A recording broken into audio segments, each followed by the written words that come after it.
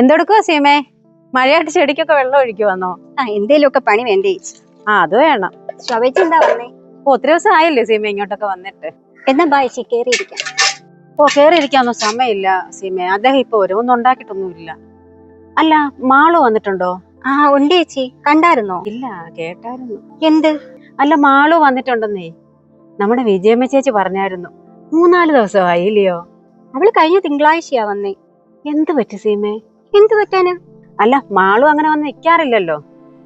അല്ലേലും കെട്ടിച്ചുവിടുന്ന മക്കൾക്കൊക്കെ അച്ഛന്റെ അമ്മയുടെയും കൂടെ വന്ന് നിൽക്കുന്നതാണല്ലോ സന്തോഷം. അവള് കുറച്ചു ദിവസം ഇവിടെ നിക്കട്ടെ ചേച്ചി, ഞങ്ങൾക്കൊരു കൂട്ടാവുമല്ലോ. കൂട്ടിന് മൂത്ത മോൾ ഇവിടെ ഉണ്ടല്ലോ. അവക്കൊരു കൂട്ടാവുമല്ലോ. അത് ശരിയാ. ഈ ആളുകൾക്കൊക്കെ എന്തോന്നാ പറയാൻ വയ്യാത്ത സീമേ? എന്തോന്ന് പറയാൻ? ആ വിജയമ്മ ചേച്ചിയൊക്കെ എന്തൊക്കെയാ നടന്ന് പറയുന്നത്. ഇതൊന്നും അറിയുകയും വേണ്ട, കേൾക്കുകയും വേണ്ട.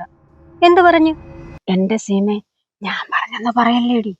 അവള് പറയുവാടി, മാളു അവിടെ എന്തോ പ്രശ്നം ഉണ്ടാക്കിയെന്നോ, വലിയ ഇഷ്യൂ ആയെന്നോ, അവളെ വഴക്ക് പറഞ്ഞ് അവിടെ നിന്ന് ഇറക്കി വിട്ടതാണെന്നോ, ഇങ്ങനെയൊക്കെയാ പറഞ്ഞുണ്ടാക്കുന്നത്. എന്തൊക്കെ ദുഷിപ്പാടി ഈ നാട്ടുകാർ പറഞ്ഞുണ്ടാക്കുന്നത്. എന്നിട്ട് ശോഭേച്ചി എന്താ പറഞ്ഞു? അത് പിന്നെ എനിക്ക് അറിയത്തില്ലയോ. നമ്മുടെ നന്ദു നല്ല പയ്യനാ, മാളുവിനെ നല്ല പോലെ നോക്കുന്നത് എനിക്കറിയാം. ഈ നാട്ടുകാരൊക്കെ എന്തൊക്കെയാ പറഞ്ഞുണ്ടാക്കുന്നേ.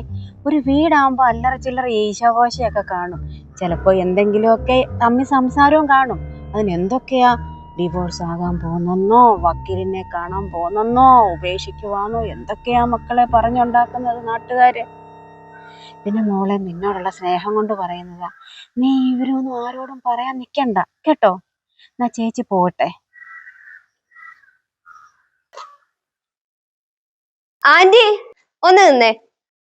എന്തോ മോളെ? അതെ, മാളും ഭർത്താവായിട്ട് നല്ല വഴക്കായിരുന്നു. വഴക്ക് മാത്രമല്ല, അവന്റെ തലമണ്ട കിട്ടാർന്ന് കൊടുത്തിട്ട് അവൾ ഇങ്ങോട്ട് വന്നത്.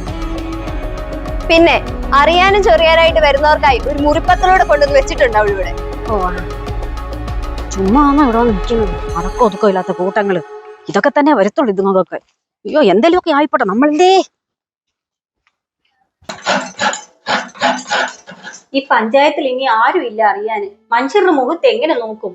ഇന്ന് കടയിൽ ചിട്ടിപ്പിരിവിന് വരുന്ന ജെസിമോൾ എന്നോട് ചോദിച്ചായിട്ട് സത്യത്തിൽ ഞെട്ടിപ്പോയി. ഈ എങ്ങാണ്ട് കിടക്കുന്ന ഇവൾക്ക് ഇതെങ്ങനെ അറിയാന്? ഒരു അസുഖം ആപത്തോ വേണ്ടപ്പെട്ടവർക്ക് വന്നാൽ പോലും ഒരു തെണ്ടി പറഞ്ഞ് നമ്മൾ അറിയത്തില്ല. ഇതൊക്കെ കാട്ടുതീ പടുത്തുന്നു. അനങ്ങാതിരിക്കാൻ എന്തെങ്കിലും ഒന്ന് ചെയ്യ്. ഞാൻ എന്ത് ചെയ്യാനാടി? ദാമ്പത്യ ജീവിതമായ എവിടെ പ്രശ്നങ്ങൾ ഉണ്ടാവാത്തത്? പിള്ളേര് പറയുന്ന കേട്ടിട്ട് ഒഴിപിടിന്ന് ബന്ധം ഒഴിയാണോ പരിഹാരം? അത്ര കണ്ട് അനുഭവിച്ചിട്ടായിരിക്കത്തില്ലോടി അവളിങ്ങനെ കട്ടായം പറയുന്നത്. എന്തായാലും അവിടെ വരെ ഒന്ന് പോകും. അവന്റെ അച്ഛനോടും അമ്മയോടും ഒന്ന് സംസാരിക്കേ. എല്ലാരോടും ഇരുന്ന് സംസാരിക്കുമ്പോ ചിലപ്പോ ആ പ്രശ്നം പരിഹരിച്ചാലോ. ഞാൻ ഒറ്റയ്ക്ക് പോകാനോ? എനിക്കും വയ്യ. എന്നാ പിന്നെ നാട്ടുകാരെ എല്ലാം കൂടെ വിളിച്ചോണ്ട് പോകും. ഇപ്പൊ തന്നെ നാട്ടിലിറങ്ങി നടക്കാൻ മേല. അവനൊരു സൈക്കോ ആണെന്നല്ലേ പറയുന്നത്. വല്ല കള്ളോ കഞ്ചാവോ വല്ലോ അടിച്ചു നിൽക്കുവാണെങ്കിൽ. എന്റെ ചേട്ടൻ എന്തിനാ ഇത്ര പേടിക്കുന്നത്? നിങ്ങൾ അവനോട് സംസാരിക്കേണ്ട. അവന്റെ തന്തയും തള്ളയില്ലയോ, അവരോട് സംസാരിക്കേ. അവനോട് സംസാരിച്ചോളുമല്ലോ. എന്തായാലും ഒന്ന് പോയിട്ട് വന്നു. തൽക്കാലം അവളുമാരായി.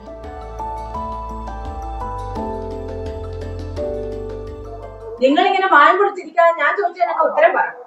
ഒരു ചെറുക്കന്റെ തലയടിച്ച് പൊട്ടിച്ച് ചവളർന്നി പോയത് എന്നിട്ട് ഇങ്ങനെ കേറി വരാൻ നിങ്ങൾക്ക് എങ്ങനെ ധൈര്യം വന്നു? അത് അവൾ അങ്ങനെ ഒരുപാട് ഉപദ്രവിച്ചപ്പം സഹികെട്ട് ചെയ്തു പോയതല്ലേ. സഹി കെട്ടാ തല്ലുവല്ലയോ? പെമ്പിള്ളാരെ മര്യാദക്ക് വളർത്തണമായിരുന്നു. ഈ മനുഷ്യൻ ഇന്നുവരെ ഒരു നുള്ള മണ്ണ് വാരിയിട്ടിട്ടില്ല അവന്റെ ദേഹത്ത്. അപ്പോഴാ ഇവളുമാരെയൊക്കെ തല്ലുകൊള്ളുന്നത്. നമ്മള് നമ്മുടെ മക്കളെ തല്ലുകയും ശാസിക്കുകയൊക്കെ ചെയ്യുന്നത് അവര് നന്നാവാൻ വേണ്ടിയല്ലേ. അങ്ങനൊക്കെ ചെയ്തിരുന്നെങ്കിൽ അവൻ ഇങ്ങനെ ആയി പോവില്ലായിരുന്നല്ലോ. കുറ്റം മൊത്തം ഇപ്പൊ ഞങ്ങൾക്കാ. തല്ലിയും സാധിച്ചും ഒക്കെ മോളെ വളർത്തിയായിരുന്നെങ്കിൽ ഇങ്ങനൊന്നും ആകത്തില്ലായിരുന്നു. അവനിപ്പോ ഇവിടെ ഇല്ലാത്തത് നിങ്ങളുടെ ഭാഗ്യം. അല്ലെങ്കിൽ നിങ്ങളുടെ അവനെ അടിച്ചു പൊട്ടിച്ചേനെ. അവന്റെ ദേഹം നൊന്നു കഴിഞ്ഞാലുണ്ടല്ലോ അവന് ഭ്രാന്ത്. അല്ലെങ്കിൽ തന്നെ അവക്ക് എന്തോത്തിന്റെ കുറവായിരുന്നു ഈ വീട്ടിൽ. അവക്ക് പഠിക്കാനോ പുറത്തു പോകാനോ ജോലി ചെയ്യാനോ ഒന്നും അവൻ സമ്മതിക്കത്തില്ലായിരുന്നല്ലോ. അവള് പുറത്തുപോയി അധ്വാനിച്ചിട്ടേ ഇവിടെ ചെലവിനൊന്നും കൊണ്ടുവരണ്ട. ഞാൻ അധ്വാനിച്ചതും എന്റെ പെൻഷൻ കാശും ഉണ്ട് ഇവിടെ ചെലവിന്. അതുകൊണ്ടാ ഇവിടെ ചെലവ് കഴിയുന്നേ. അത് മതി. അവനപ്പോ ശമ്പളമൊന്നും ഇല്ല. അതൊക്കെ നിങ്ങളെന്തിനാ അറിയുന്നത്? ഇതൊക്കെ അറിയാനും ചൊറിയാനും ചെന്നിട്ടാ ഇപ്പം അവൾ വീട്ടിൽ വന്ന് നിൽക്കുന്നത്. പിന്നെ ഞങ്ങളുടെ കാല് പിടിച്ചിട്ട് കാര്യമൊന്നുമില്ല. നിങ്ങൾ അവളോട് പറ പോയി അവന്റെ കാല് വന്ന് പിടിക്കാൻ. വേർത്തി വന്ന് നിപ്പുണ്ടല്ലോ. അല്ലെങ്കിൽ അതുപോലെ ഇവിടെ കൊണ്ടുപോയി വെച്ച് ചെലവിന് കൊടുക്കും. ഇതൊക്കെ അതാ നല്ലത്.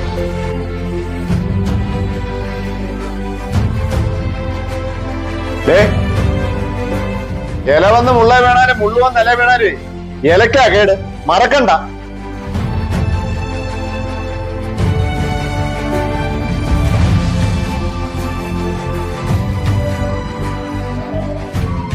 അച്ഛനും മുനും കൂടെ ഓരോന്നിങ്ങനെ ഒപ്പിച്ചു വെച്ചോണം.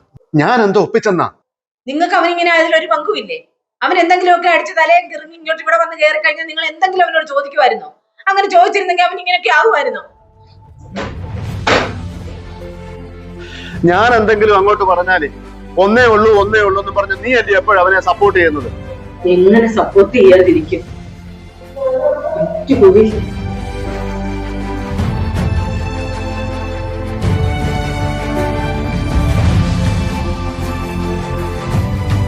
എന്താ, എന്ത് പറ്റി? നെഞ്ചിന് വേദന വല്ലതും ഉണ്ടോ? ഇല്ല, ഒരു ശ്വാസം മുട്ടൽ പോലെ. സാരമില്ല. ഞാൻ കരുതി അവരുടെ എടുക്കപ്പോയെന്ന് സംസാരിച്ച് ഈ പ്രശ്നത്തിനൊരു പരിഹാരം കാണാൻ പറ്റുമെന്ന്. പോകണ്ടായിരുന്നു. ആശുപത്രിയിലെങ്ങാനും പോണോ? വേണ്ട. ചേച്ചി